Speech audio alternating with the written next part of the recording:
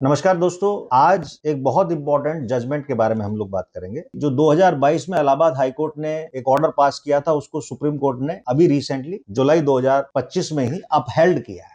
यार दोस्तों, ये जजमेंट अपने आप में उन लोगों के लिए एक बड़ी राहत के जैसा है जो 498A यानी कि दहेज से संबंधित या महिला उत्पीड़न से संबंधित मामलों में झूठे फंसा दिए जाते हैं या उनको केसों में फंसाकर जेलों में डाल दिया जाता है। 4-5 महत्वपूर्ण डायरेक्शंस एक तरीके से कहा जाए जो हाई कोर्ट ने दी थी, लेकिन चूंकि मैटर सुप्रीम कोर्ट में था तो वो इम्प्लीमेंट नहीं हो पाई। और आप सुप्रीम कोर्ट से उस फैसले के आ जाने के बाद उसके लिए जो लाइन है वो पूरी तरह से क्लियर हो गई है। वो डायरेक्शन बड़ी इंपॉर्टेंट है, लोगों को जाननी चाहिए, और इस जागरूकता के पॉइंट ऑफ व्यू से इस विषय पर हम लोग बात करने के लिए आज एक दूसरे के सामने हैं। उसमें एक पहला महत्वपूर्ण विषय क्या है कि उसमें कूलिंग पीरियड जैसा एक डायरेक्शन दी गई है कि इमीडिएटली किसी को अरेस्ट नहीं किया जाएगा, 2 महीने का एक कूलिंग पीरियड होगा। अगर 498A में किसी के अगेंस्ट एफआईआर, हस्बैंड के अगेंस्ट वाइफ के द्वारा या हस्बैंड के फैमिली मेंबर्स के अगेंस्ट वाइफ के द्वारा एफआईआर दर्ज की जाती है, तो उस केस में 2 महीने का कूलिंग पीरियड है, इमीडिएटली उसको अरेस्ट नहीं किया जाए। सेकंड एक महत्वपूर्ण पहलू है, हाईकोर्ट ने डायरेक्शन दी है जिसको सुप्रीम कोर्ट ने अपहेल्ड किया है कि फैमिली वेलफेयर कमेटी बनाई जाएगी, एटलीस्ट हर जिले में एक या एक से अधिक भी हो सकती है, डिपेंडिंग अपॉन की उसकी कितनी पॉपुलेशन है उस जिले की। तो वो मैटर्स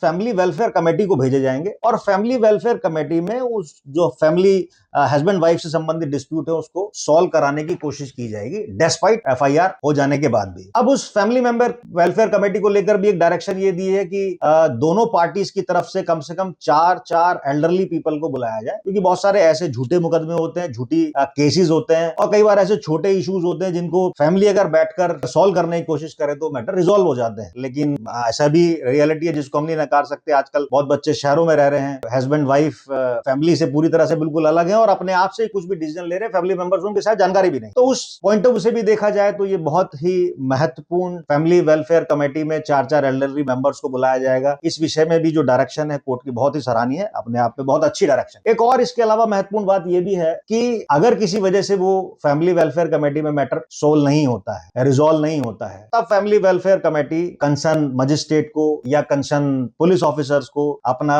जो फैमिली वेलफेयर कमेटी का जो डिसीजन होगा उसको कन्वे कर देगी, और देन ओनली पुलिस इनिशिएट कर सकती है फर्दर कि उन्होंने क्या करना है कंसर्न जो एलिगेशन आए उन एलिगेशन के को लेके। हाँ, वो एक अलग बात है, ये भी एक महत्वपूर्ण बात है कि during pendency of the issue before the family welfare committee ऐसा नहीं होगा कि इन्वेस्टिगेशन रुक जाएगी। अगर पुलिस चाहे तो इन्वेस्टिगेशन कंटिन्यू कर सकती है, जो भी इंपॉर्टेंट एविडेंस है उनको कलेक्ट करना जारी रख सकती है, उस पर कोई रोक नहीं है। हाँ, एक और महत्वपूर्ण ये भी बात है कि अगर एलिगेशन इस तरह का है कि जिसमें 10 साल या उससे अधिक की सजा है या अटेम्प्ट टू मर्डर वाला एलिगेशन है, उन केसेस में वो मैटर फैमिली वेलफेयर कमेटी को नहीं भेजे जाएंगे, और ये डायरेक्शंस जो हैं कूलिंग पीरियड से संबंधित हो या फैमिली वेलफेयर कमेटी से भेजे जाने से संबंधित जो डायरेक्शन हो ये एप्लीकेबल नहीं। एनीवे, तो ये बहुत ही एक महत्वपूर्ण अपने आप में जजमेंट है, और एक हिंदुस्तान में ये बेहतर नजीर की तरह ये जजमेंट होगा और उन लोगों के लिए बड़ी राहत होगा जिन लोगों को झूठे मुकदमे में फंसा दिया जाता है। हालांकि इसका एक और बड़ा महत्वपूर्ण पहलू ये भी है दोस्तों की सुप्रीम कोर्ट ने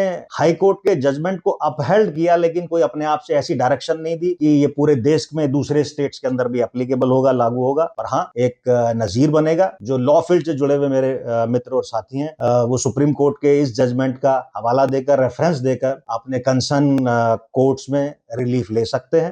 एक अच्छा जजमेंट है, अच्छी पहल है, और एक बैलेंस बनाने की अप्रोच की तरह इसे देखा जाना चाहिए, क्योंकि न्याय सबसे महत्वपूर्ण है, सबसे बहुमूल्य है। थैंक यू सो मच इस वीडियो के लिए, इसे सुनने के लिए। आगे हम किसी और टॉपिक पे, किसी और जजमेंट पे बात करेंगे। Thank you so much.